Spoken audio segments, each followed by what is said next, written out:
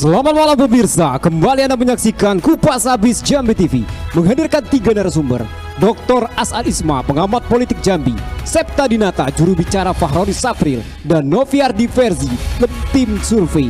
Mengupas tema malam ini, petahana diserang. Kita sambut Gubernur Kupas Habis. Pemirsa, bertemu lagi dalam acara Kupas Habis Jambi TV. Acara ini didukung oleh Jambi One, Jambi Independen, Jambi Express, Bungo Televisi, IMC News ID, Kenali.co, dan PT Tamarona. Pemirsa, pemilihan gubernur tinggal menghitung hari. Segala strategi mulai dikeluarkan oleh para kandidat. Tidak hanya strategi mengangkat citra positif, tetapi juga strategi menyerang titik lemah dari pesaingnya. Salah satu kandidat yang menjadi sasaran serang adalah calon nomor 2, yaitu calon incumbent. Nah, bagaimana kandidat menyikapi ini? Kita akan bahas bersama 3 narasumber malam ini. Sebenarnya kita juga mengundang dari praktisi hukum, tetapi sampai saat ini belum hadir.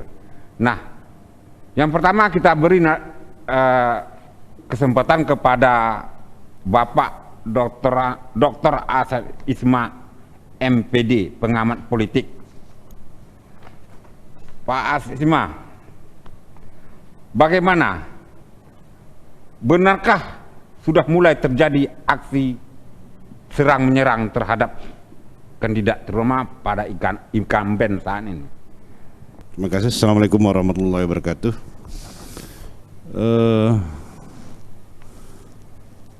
Sebenarnya dalam event politik, dalam proses politik, kemudian terkait kompetisi, itu serang menyerang itu biasa. Jadi kalau takut diserang, jangan masuk ke arena politik, karena politik pasti saling kritik, saling serang, kemudian saling menguliti antar kandidat, karena tujuannya ingin mempengaruhi pemilih. Jadi, dan itu biasa dalam ranah politik. Nah, pertanyaannya, kenapa incumbent atau petahana selalu diserang? Yang jelas pertama, karena memang sedang mengendalikan kekuasaan. Incumbent sedang mengendalikan kekuasaan atau mengendalikan birokrasi. Tentu dalam pengelolaan birokrasi ada langkah-langkah politik yang dilakukan untuk memperkuat dukungan sang petahana tersebut. Dan ini menjadi celah bagi lawan. Artinya lawan menyerang dari sisi ada celah abuse of power, penyalahgunaan wewenang. Kemudian yang kedua, kekuasaan sudah dikendalikan, birokrasi sudah dikendalikan. Tentu distribusi paket-paket program, pasti incumbent itu menunjukkan ke kantong-kantong atau basis dukungan, itu pasti. Dan ini menjadi celah juga bagi kompetitor untuk menyerang, karena dianggap distribusi paket program, paket bantuan sosial yang dianggap tidak adil. Kemudian yang ketiga, tentu mesin birokrasi bergerak. Dan itu menjadi hal biasa, di mana-mana incumbent itu pasti menggerakkan birokrasi. Kita tahu biasanya menjelang pilkada itu konsolidasi sumber daya manusia yang menguntungkan incumbent itu pasti dilakukan. Kita biasa mendengar pergantian-pergantian yang anggap tidak loyal, tidak komit, itu pasti diganti. Nah, ini semuanya bertujuan konsolidasi SDM di birokrasi. Tujuannya adalah untuk menggerakkan pemilih agar menguatkan petahana. Dalam konteks sekarang kita ketahui bahwa Fahroni dan Pak Rudi dianggap petahana ya. Kita tahu Pak Rudi maju di tengah corona sedang merebak. Isu-isu tentang bantuan itu pasti kencang diserang kan. Nah, sebenarnya bagi petahana kuncinya tidak perlu kecewa atau cengeng kan. Kuncinya bagaimana mengelola serangan itu menjadi sebuah keuntungan. Disitulah fungsinya tim, mengelola serangan, tapi pada akhirnya menjadi sebuah kekuatan untuk memperkuat sang petahana, membangun citra positif, kemudian memperkuat jaringan pemilih, yang pada akhirnya petahana kembali bisa memenangkan pilkada. Nah, kuncinya itu ada di para tim sukses. Bagaimana mengelola serangan ini menjadi sebuah energi positif yang pada akhirnya memperkokoh dukungan masyarakat terhadapnya. Jadi kuncinya di situ. Jadi tidak boleh cengeng. Kadang-kadang kalaupun tidak ada serangan, ya biasanya orang internal juga yang membuat seolah-olah diserang, seolah-olah dihantam. Itu biasa dalam politik. Jadi bagi saya tidak ada yang luar biasa, karena hampir semua calon ini incumbent semua, minimal incumbent jadi bupati. Ada sisi lemah, ada sisi positif. Tapi saya melihat beginilah, pemimpin itu ada pemimpin yang jadi pemimpin karena masuk salon, artinya dipermak, diobrak-abrik menjadilah pemimpin. Ada pemimpin yang orisinil, yang asli kan. Tinggal masyarakat dan tim sukses menilai mana pemimpin yang asli, mana pemimpin yang dipermak atau di pencitraan, brandingnya diperkuat. Nah, itu yang penting saya bilang. Tinggal kita bedah mana pemimpin yang betul-betul bisa membangun Jambi dengan tantangan 5 tahun ke depan. Bagaimana pemimpin bisa membangun Jambi di tengah persaingan antar provinsi tetangga yang sebenarnya dari sisi manapun Jambi jauh ketinggalan. Itu yang perlu dipikirkan. Saya pikir itu sekedar pengantar. Artinya serangan itu tidak selalu menghasilkan negatif, Iya. tetapi bisa positif apabila tim mengelola. Begitu. Mengelola dengan baik. Oke, nanti kita sambung lagi. Kita beri kesempatan dulu kepada Bung juru bicara dari Fahrori Sapril. Nah, selama ini yang pertama serang itu datang dari ketika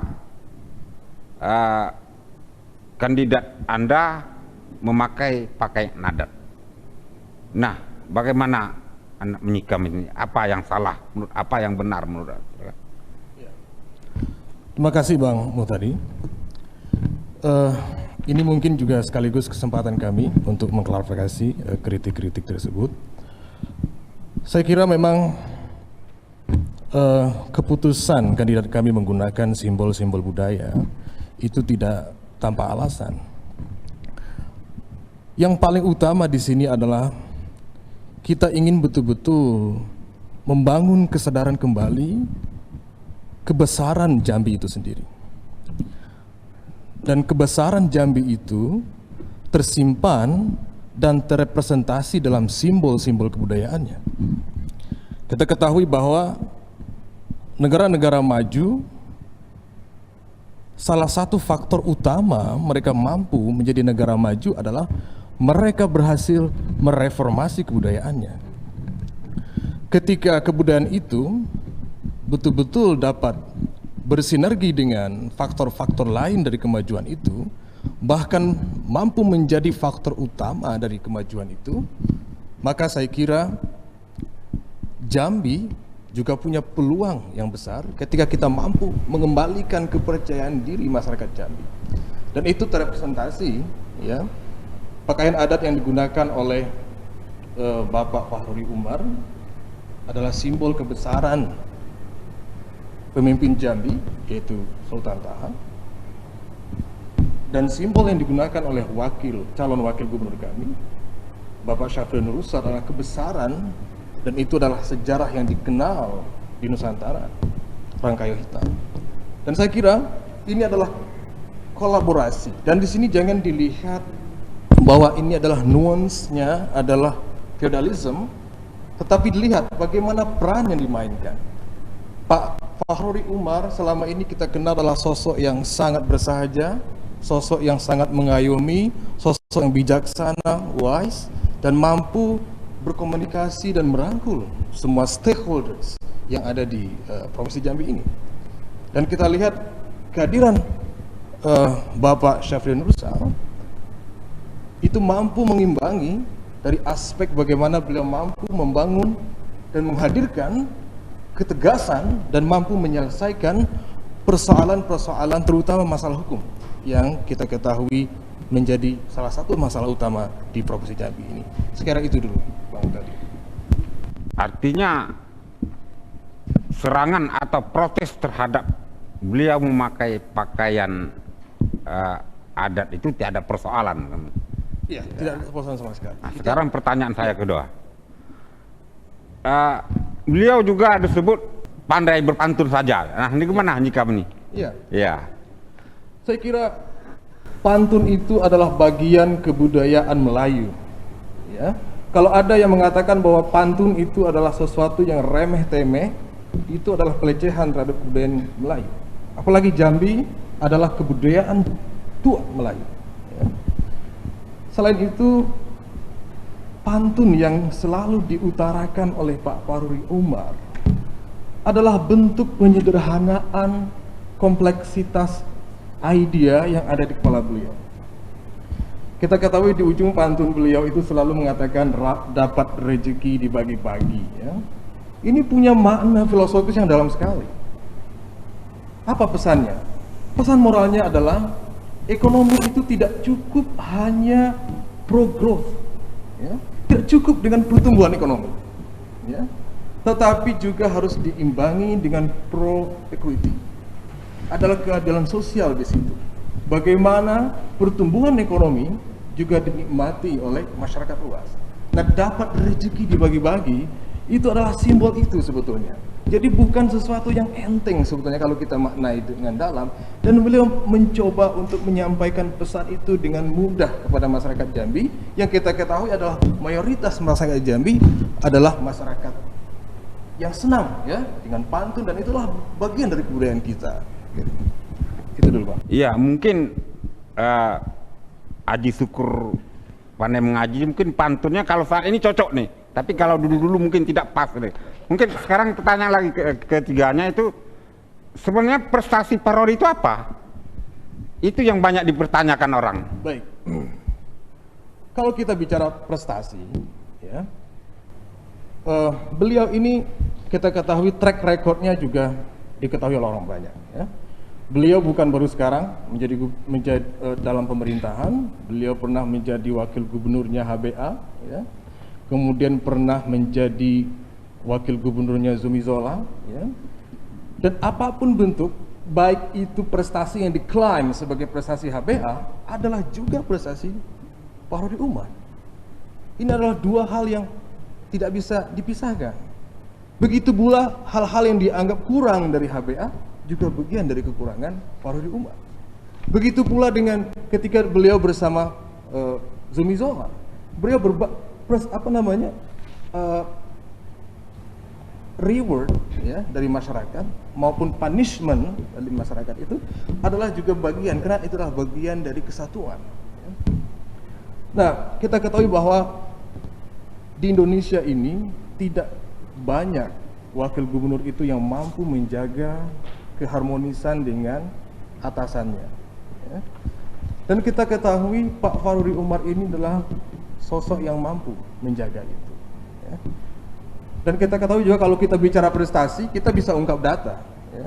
Saya kira kritik-kritik yang diutarakan kepada Pak Fakhruri Umar ini selama ini itu tidak berbasis data, ya. Itu serangannya sangat personal dan itu didasari atas like and dislike. Ketika itu didasari like and dislike, itu tidak sehat, ya. Contohnya, kalau kita bicara prestasi, sekarang kita bicara era pandemi, ya. Jangan lupa, Provinsi Jambi ini adalah nomor 1 di Indonesia. Silakan cek di internet. Daerah yang paling bagus inovasi dalam menyambut atau dalam mengatasi corona ini. Untuk kategori hotel, ya. Untuk kategori restoran, Provinsi Jambi ini adalah nomor urut 3. Ya. Ini adalah ukuran-ukuran yang sangat objektif.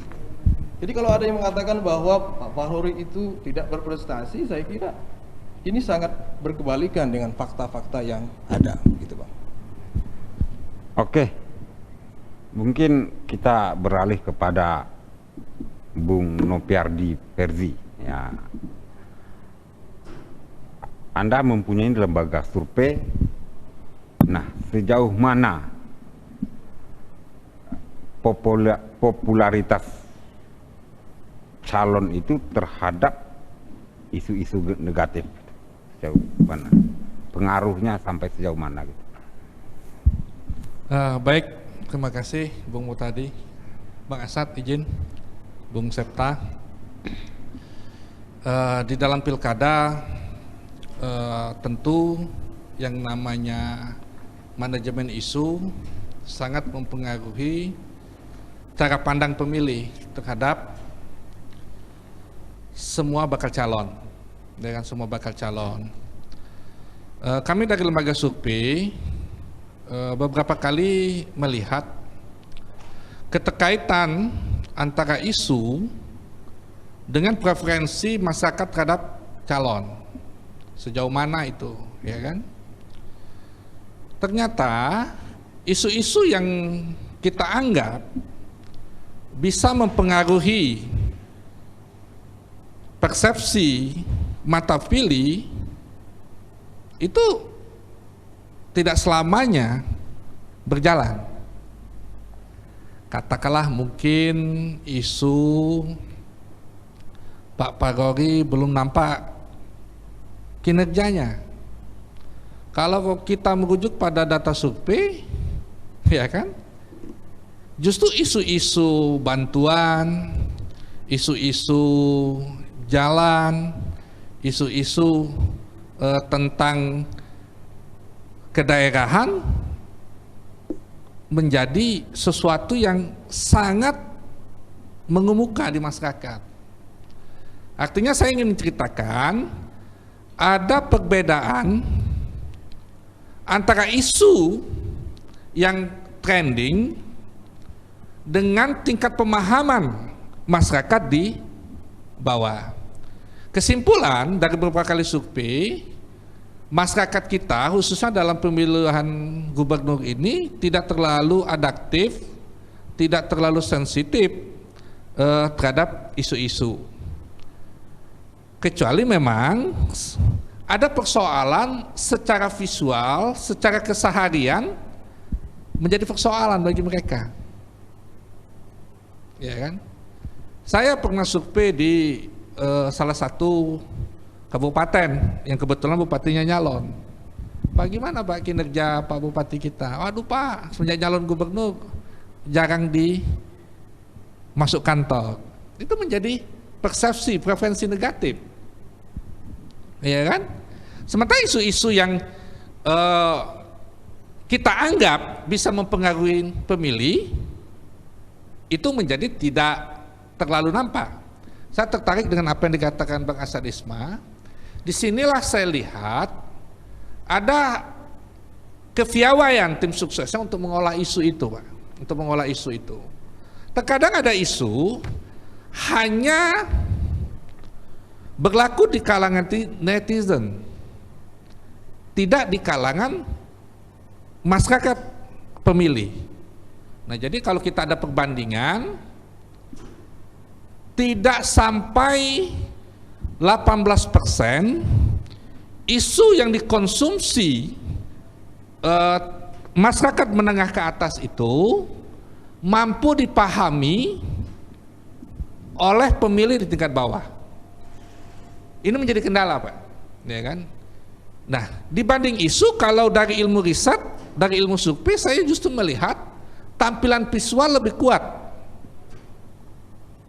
Tampilan cantik, tampilan ganteng, tampilan gagah, tampilan tegap, ya kan? Dibanding isu-isu yang itu. Nah, ini menjadi suatu anomali di dalam preferensi Pilgub Jambi 2020 ini. Nah, ada satu faktor yang saya lihat kelebihan dari Pak Pakhori. Tidak ada calon, ya jadi kalau kita ilmu survei itu kan kalau popularitas di atas 75% itu kan dianggap memadai untuk menjadi segalanya. Mau jadi gubernur, mau jadi bupati, mau jadi anggota dewan itu memadai. Pak Pakhori ini satu-satunya calon gubernur yang popularitasnya itu merata di 11 kabupaten kota di atas 75%. Calon gubernur kalian nggak ada. Calon gubernur lain masih sangat lokalistik. Nah ini sebenarnya kalau dipacu menjadi suatu kekuatan elektoral, kekuatan akseptabilitas penerimaan beliau yang sangat mumpuni untuk dijadikan bahan mempercepat elektabilitas beliau. Oke, nanti agak menarik apa yang disampaikan ini, tetapi kita kembali setelah yang satu ini.